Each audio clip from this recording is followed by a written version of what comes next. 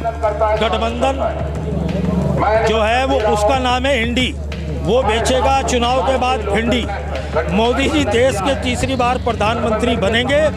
31 मार्च को यही डमरू मेरठ में बजेगा, यही डमरू बनारस में बजेगा और यही डमरू पूरे भारत में बजेगा।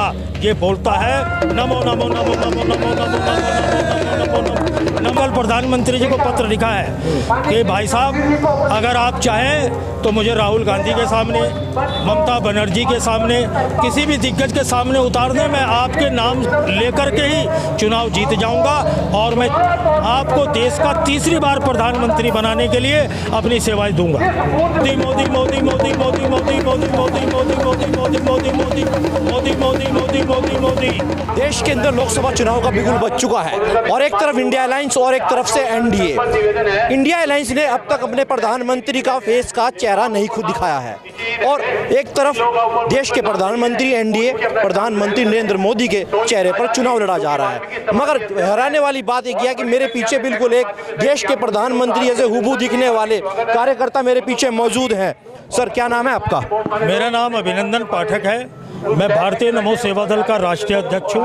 इंडिया अलायंस ने अब तक अपना चेहरा घोषित नहीं किया कि किसके चेहरे पर चुनाव लड़ा जाएगा और एक तरफ एनडीए आप देखते होंगे बीजेपी ने तो मोदी जी के नाम पे साफ तौर से मोहर लगा दी है और खास तौर से आपका चेहरा भी मोदी जैसा दिखता है, तो कभी इन चीज़ों का फायदा भी मिलता है नहीं मिलता आपको? देखिए 2014 में अवतार पुरुष मोदी जी के चुनाव का प्रचार बनारस में मैंने ही किया और ये मेरा सौभाग्य है। सौभाग्य इसलिए है कि आज विश्व में मोदी जी ने भारत का गर्व गौरव बढ़ाया है, ये बहुत सौभाग्य की बात है। और तीसरी बार भी मोदी जी देश के प्रधानमंत्री बनने जा रहे हैं। कह रहे हैं कि इस बार गठबंधन बड़ा मजबूत है, हवा नहीं आएगी इंडिया एनडीए को। गठबंधन जो है वो उसका नाम है इंडी, वो बेचेगा चुनाव के बाद भिंडी। मोदी जी देश के तीसरी बार प्रधानमंत्री बनेंगे।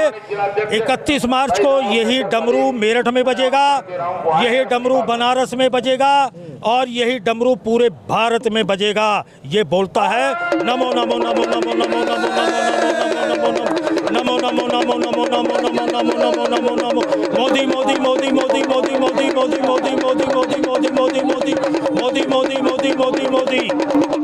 इमरान मसूद साहब ने एक बयान दिया है कि बीजेपी कह रही है कि 400 पार, कह रहे 220 सीटें भी नहीं बचा पाएंगे।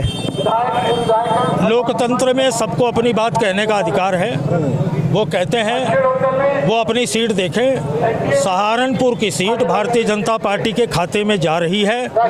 मैं आपसे बता रहा हूं 413 सीटें केवल भारतीय जनता पार्टी को आने जा रही है, आगे की बात अलग है। मैंने कल प्रधानमंत्री जी को पत्र लिखा है कि भाई साहब अगर आप चाहें तो मुझे राहुल गांधी के सामने, ममता बनर्जी के सामने, किसी भी दिग्गज के सामने उतार दें, मैं आपके नाम लेकर के ही चुनाव जीत जाऊंगा और मैं आपको देश का तीसरी बार प्रधानमंत्री बनाने के लिए अपनी सेवाएं दूंगा।